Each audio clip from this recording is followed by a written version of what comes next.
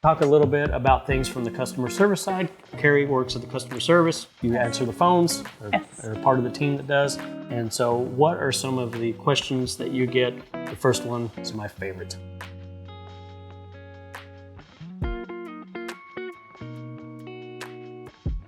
So one of the biggest questions we get is, can we just use a blanket? You could, absolutely, if you want to kill your plants. So if we want to think about what a sheet is made for, it's made for a square bed. Often when we're growing, we're looking at long rows. And so, yeah, you may already have sheets, and yeah, you may be able to go to Dollar General or something, you get them super cheap, but the materials are going to soak up water instead of shed water, which means A, they get heavy and run the risk of tearing down whatever you put them on.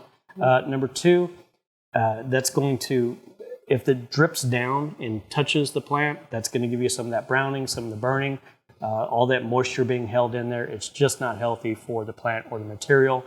As it freezes, it's going to, again, be inside of the material, and it's going to bust that material open and break it apart very quickly, while the frost blanket is going to shed water. It's not going to freeze. It's not going to deteriorate. Also, sheets aren't made to be in the sun, so they don't have any UV protectors. Mm-hmm. The frost blanket does. So these things can sit out in the field for months on end, year over year. I would say a good 4 years is a good lifespan for these. The next thing I don't like about sheets is as you're putting them on those long field-grown crops, you're going to have all these breaks, and where you have all these squares, and then you start another one, a square. Each time you have a separate square, that's a point of entry or collapse that is going to let wind and frost in. It's a failure point. So no sheets.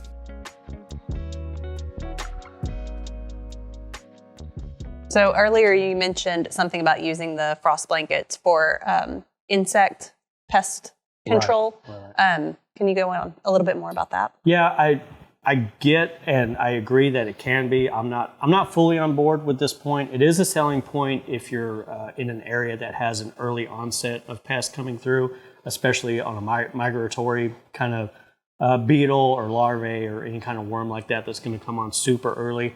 It's going to keep the wind out. It's also going to keep that from entering. However, I don't necessarily like it for the heat of the summer. I mean, we're trying to release air. So an insect netting, which is made to let all the light in and not trap air. I don't like it for the summertime. I like it for the spring. I like that, hey, at a certain point, the threat of frost is gone. Let's take this out. We still have the threat of pest. Let's go ahead and put a proper insect netting on. Use the right material for the right job. Because at the end of the day, yes, it may be an extra expense to get that infrastructure up front, but stuff like this, especially if we're taking the frost blanket out of the field and prolonging that life by another couple of years, insect netting coming on at the right time, which then gets taken off in the wintertime, prolonging that life. It's a long-term investment that's going to pay for a lot longer than just that 1 year.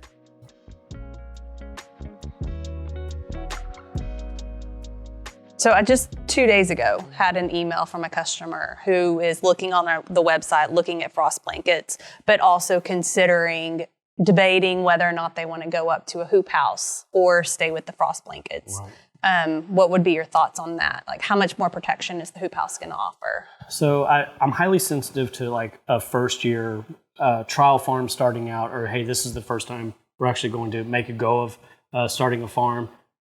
I really like the idea of the farm paying it for itself over time. I know a lot of our customers are super into, hey, let's not go into debt to start this farm. And some customers may be like, hey, we're going to go ahead and get a loan and pay off that loan with the farm. There's no right or wrong answer there. Don't let anybody shame you into whatever you need to do to get going. But if you are going to do the more conservative route, I do like, hey, we're going to start with a small plot. We're going to start with a few rows. We don't have any money for a hoop house just yet. But the frost blanket you can deploy so much cheaper, so much faster.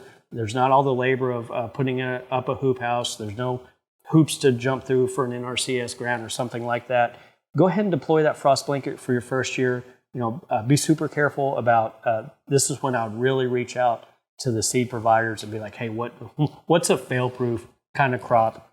Go ahead and use the frost blanket to protect it. And then the next year, you can either put the hoop house up and still do that same crop again for outside. You've already developed a market for it. It's not going to go to waste. Or you can do what I did, like growing carrots inside of a hoop house. I wanted to grow them year round for what we were doing. And I used frost blanket inside of a hoop house. It could go either way for extra protection. So I didn't have to be so conservative with my seed choices. I still had that degree of buffer, not only from the hoop house, but add that frost blanket on there. So for me, the frost blanket is year one. Let's not spend a ton of money on infrastructure. Let's help this thing pay for itself. Let's help us get started and established. Get that first year learning curve under our belt for not such a steep entry point as a hoop house. So it's not an either or question, but it is a question of, hey, if we don't want to spend that money, but we do need protection, it's kind of bare minimum. Yeah.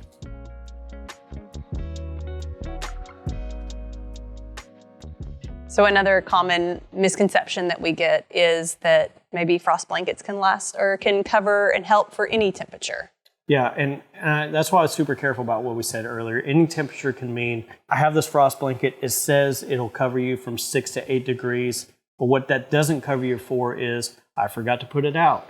Or maybe we had a super crazy front come in, and instead of the 10 degrees we thought it was going to be, it dropped down to 20 or 30 degrees. Now, I have seen instances, more often than not, that frost blanket was on and farmers thought for sure the next, myself included, there's no way anything survived the night, and you pull it back the next morning. And it really did do a great job. It makes a big difference keeping that moisture and the condensation off those leaves. They keep pointing at this thing on the side. So we have the frost blanket that we used out in the field sitting there, and it's just a reminder of everything that can happen.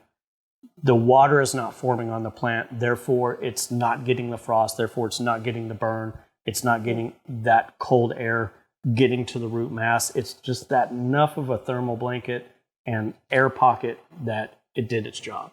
Just like in the forest, leaves fall on the ground and it protects little saplings through the next spring. It just works. But again, am I going to grow tropical hibiscus in Michigan in the winter because I have frost blankets? Absolutely not. It's broccoli, kale, cabbage, brassicas, stuff that's made for cool season cut flowers.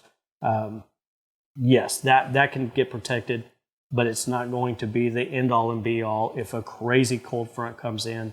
If you didn't build your infrastructure strong enough to take an ice storm for where we live, or for our northern friends, if there's a big snow that comes and you don't go out and remove the snow from the frost blanket and it builds up weight and collapses, it's not going to work if it's not deployed properly. So there's the responsibility of the farm owner to not only take care of the crops, but protect their infrastructure, do the maintenance, make sure nothing has got loose, anything like that.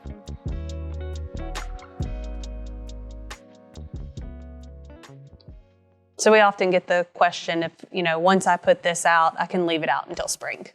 Yeah, and that's a great point, and that's why we talk about layering and choosing the right frost blanket for the crop. So let's say you have your hoop like we have behind us. You put your frost blanket on. Hey, the first frost is coming tomorrow. Let's put it on.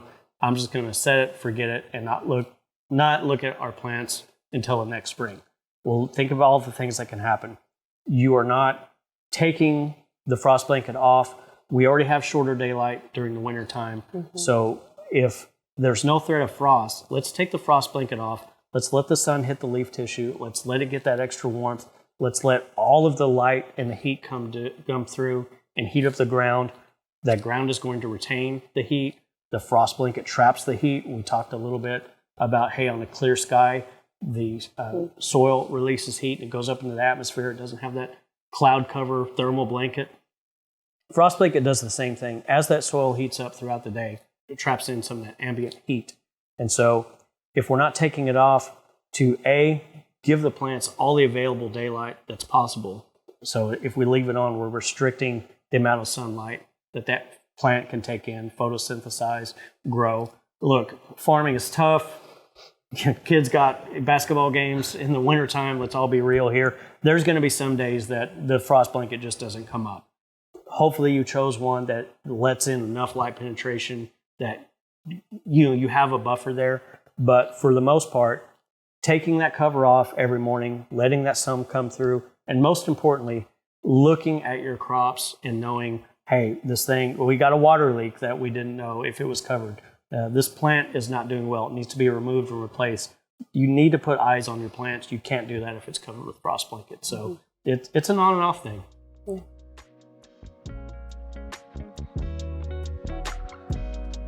What about farmers who are worried about their plants being suffocated by the frost blankets? Is that a possibility? Look, there's all kinds of things you should worry about in farming. That's not one of them. There's plenty of other stuff to concern yourself with. Again, our frost blanket sheets is, even though it's not permeable, it's not letting that air pass through. It's still not airtight. You know what I mean? Like, so our frost blankets, the polypropylene, they have these little holes. There's going to be air coming in and out of there. You're going to be taking that air off, or you're going to be taking the frost blanket off, hopefully every morning. It's going to let fresh air in. I mean, you're not putting a lid on a jar here. It's fine. As we were setting up this shop, we were asked a couple of other misconception questions. Number one, God, I can't even get it out. Can you use olive oil on the leaves of your plants to prevent frost? I don't know. I mean, look, folks, you're going to hear all kinds of old wives' tales and crazy stuff and crazy TikTok videos, but think about how much it would cost you in time and labor and flipping olive oil to go out into your fields every single night and rub your plants down all over the place. So you're going to hear stuff. There's things that farmers do at scale that have worked for a long time. You're not gaming the system by doing something crazy. So rant over, I guess. Number two was a legit question, and that's, can you put frost blanket on roll-up sides on a hoop house?